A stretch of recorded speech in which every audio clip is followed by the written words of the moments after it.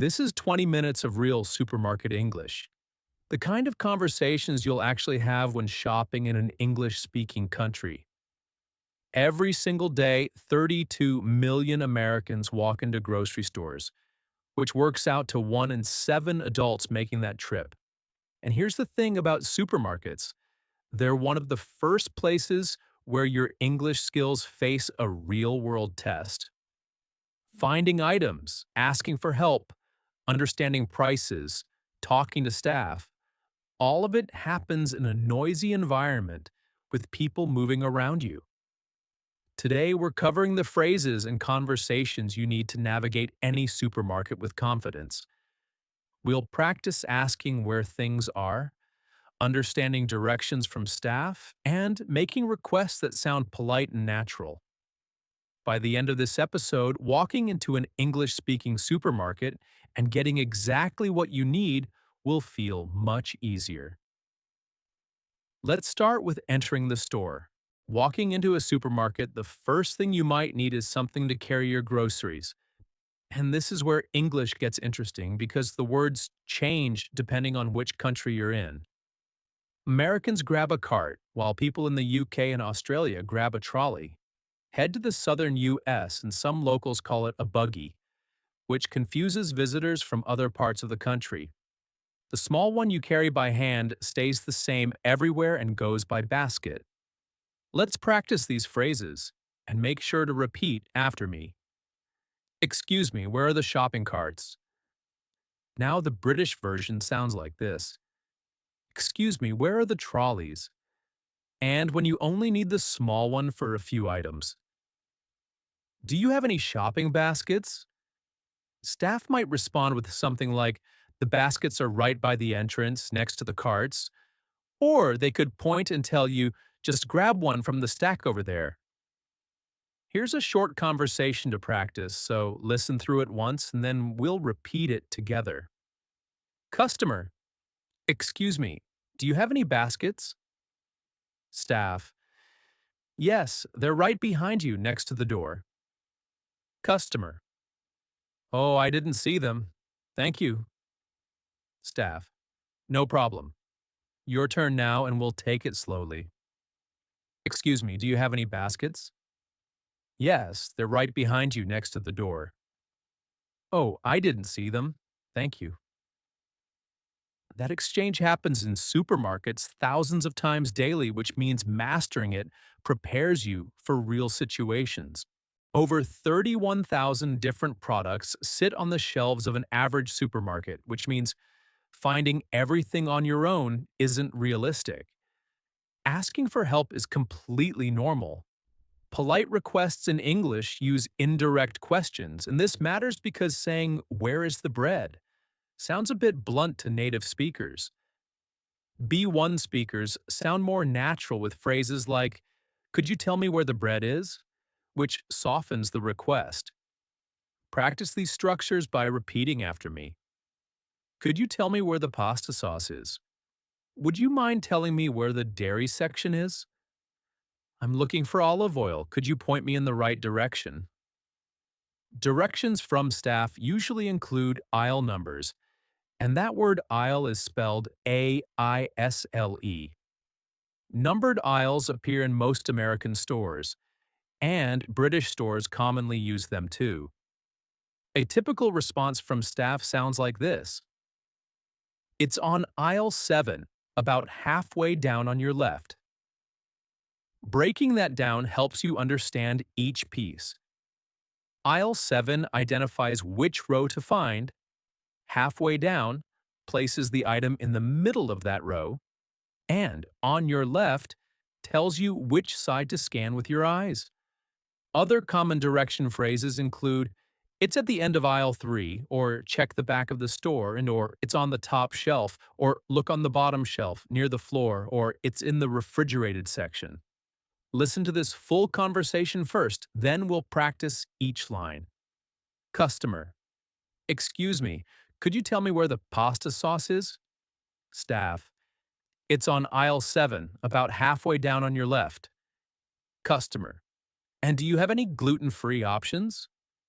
Staff, Yes, those are on the same aisle on the top shelf. Look for the green labels. Customer. Great, thank you so much. Now repeat each line after me. Excuse me, could you tell me where the pasta sauce is? It's on aisle 7, about halfway down on your left. And do you have any gluten-free options? Yes, those are on the same aisle on the top shelf. Look for the green labels. Great, thank you so much. Notice how the customer asked a follow-up question about gluten-free options, and that's exactly how natural conversations flow.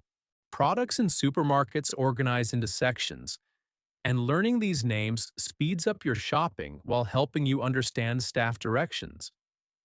Fruits and vegetables fill the produce section, though British speakers often shorten this to fruit and veg. Apples, bananas, lettuce, tomatoes, carrots, and broccoli all belong here. Milk, cheese, yogurt, butter, eggs, and cream occupy the dairy section. And here's something useful to know. Dairy almost always sits at the back of the store.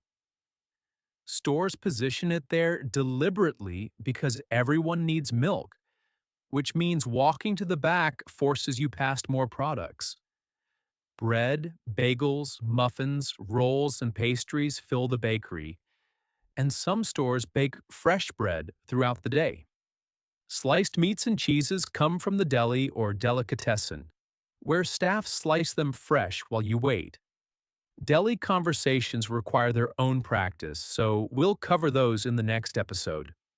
Chicken, beef, pork, salmon, and shrimp appear in the meat and seafood section, and staff there can advise you on freshness and cooking methods. Ice cream, frozen vegetables, pizza, and ready meals stock the frozen food section.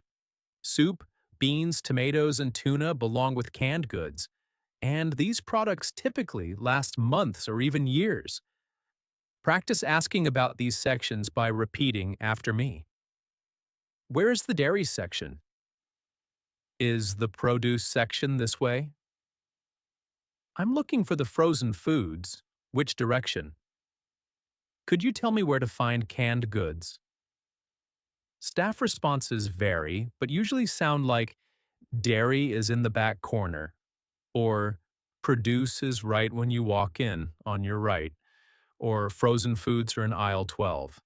Sometimes your question involves the product itself rather than just the location. These phrases come up constantly, so repeat each one. Is this fresh? When does this expire? And the expiration date means when food becomes unsafe to eat. Do you have this in a different size? Is there a sugar-free version? What's the difference between these two? Are these organic? Context makes these phrases stick better, so listen to this produce section conversation. Customer. Excuse me, are these avocados ripe? Staff. These ones are ready to eat today. If you want them for later in the week, choose the firmer ones. Customer. Thanks. And where are these from? Staff. These are from Mexico. The organic ones next to them are from California. Customer. How much are the organic ones? Staff. They're $2.49 each, but the regular ones are on sale, 3 for $5. Key phrases from that exchange deserve extra practice. Are these avocados ripe? These ones are ready to eat today. If you want them for later in the week, choose the firmer ones. How much are the organic ones? They're $2.49 each. The regular ones are on sale, 3 for $5. Prices work differently in English-speaking countries than you might expect, and these differences trip up many learners. Americans saying prices out loud typically drop the word dollars, so $3.99 becomes $3.99, and $7.50 becomes $7.50. One difference catches nearly every visitor off guard.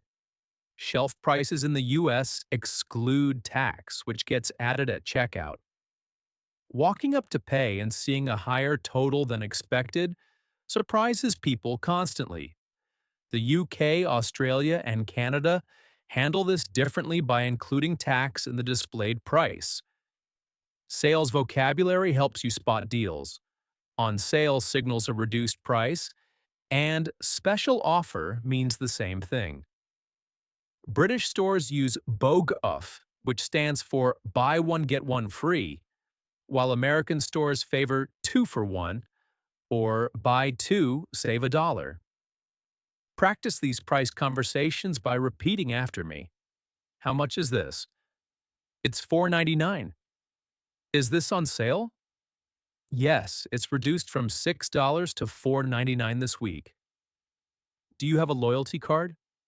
That's a store card providing member discounts. The member price is $3.99. Wrong prices happen sometimes, and knowing how to handle them matters. Listen to this exchange. Customer. Excuse me, I think this yogurt is supposed to be on sale. Cashier. Let me check that for you. You're right, it should be $3.99. I'll adjust that. Customer. Thank you. Cashier. No problem. Is there anything else? That key phrase deserves extra practice. I think this is supposed to be on sale. Phrasing it this way sounds polite without accusing anyone, and you're simply pointing out a possible mistake rather than complaining. Traveling between English-speaking countries means encountering different names for identical foods, and this catches people off guard constantly. The big ones go like this. What Americans call zucchini, British people call courgette. Eggplant in American English becomes aubergine in British English. American chips transform into British crisps, and what British people call chips, Americans call fries. Bell pepper in American stores becomes simply pepper in British stores, while Australians say capsicum. Arugula on American menus appears as rocket on British and Australian menus. Cilantro in American recipes shows up as fresh coriander in British and Australian recipes. All-purpose flour on American packaging reads plain flour on British and Australian packaging. Repeat these pairs slowly to lock them in. Zucchini, courgette. Eggplant, aubergine. Chips, crisps. Bell pepper, capsicum. Arugula, rocket. Cilantro, fresh coriander. All-purpose flour, plain flour. Knowing both versions prepares you to shop in any English-speaking country. Everything comes together in these 3 complete scenarios, so listen to each one before we practice together. Scenario 1. Finding an item. Yunaiwa customer. Excuse me, I'm looking for olive oil. Could you tell me where to find it? Staff. Sure, it's on aisle 4 near the vinegar and salad dressings. Customer. Is that this way? Staff. Yes, just go straight and it's on your left. Customer. Thank you very much. Staff. You're welcome. Repeat each line now. Excuse me, I'm looking for olive oil. Could you tell me where to find it? Sure, it's on aisle 4 near the vinegar and salad dressings. Is that this way? Yes, just go straight and it's on your left. Thank you very much. Scenario 2.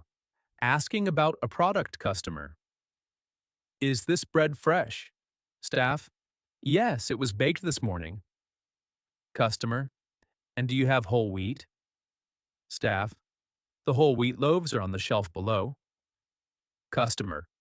Perfect. Can I also get a bag of rolls? Staff. Help yourself. The bags are right there. Repeat each line now. Is this bread fresh? Yes, it was baked this morning. And do you have whole wheat? The whole wheat loaves are on the shelf below.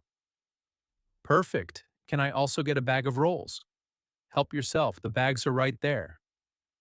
Scenario 3. Dealing with a problem. Customer. Excuse me, I can't find any non-fat milk. Is it out of stock? Staff, let me check the back for you. We might have some that hasn't been put out yet. Customer, thank you. I appreciate it. Staff, here you go. We had a few cartons in the back. Customer, that's great. Thanks for your help. Repeat each line now. Excuse me, I can't find any non-fat milk. Is it out of stock? Let me check the back for you. We might have some that hasn't been put out yet. Thank you. I appreciate it. Here you go. We had a few cartons in the back. That's great. Thanks for your help. The most useful phrases from today deserve one final review, so repeat each one clearly. Finding items sounds like this. Excuse me, where is the... Could you tell me where the is? I'm looking for... Which aisle is in? Understanding directions requires phrases like, is that this way? On the left or on the right? Near the front or the back? Asking about products uses these.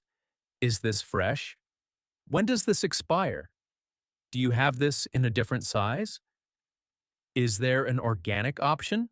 Prices come up with, how much is this? Is this on sale? I think this is supposed to be on sale.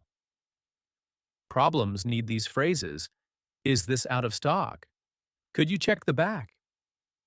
Episode 1 of our supermarket series ends here, and you've covered entering the store, asking where items are, understanding sections, asking about products, working with prices, and learning the vocabulary differences between countries. The deli counter and fresh produce section come next, where requesting specific quantities and asking about quality require their own set of phrases. Improvement comes from practicing these phrases out loud. So listening through this episode again and repeating every line helps more than passive listening alone. Research shows that shoppers start making more emotional decisions after 23 minutes in a store, which means knowing exactly what you need and how to ask for it helps you shop faster and smarter. Thanks for practicing with me today. The next episode picks up where we left off.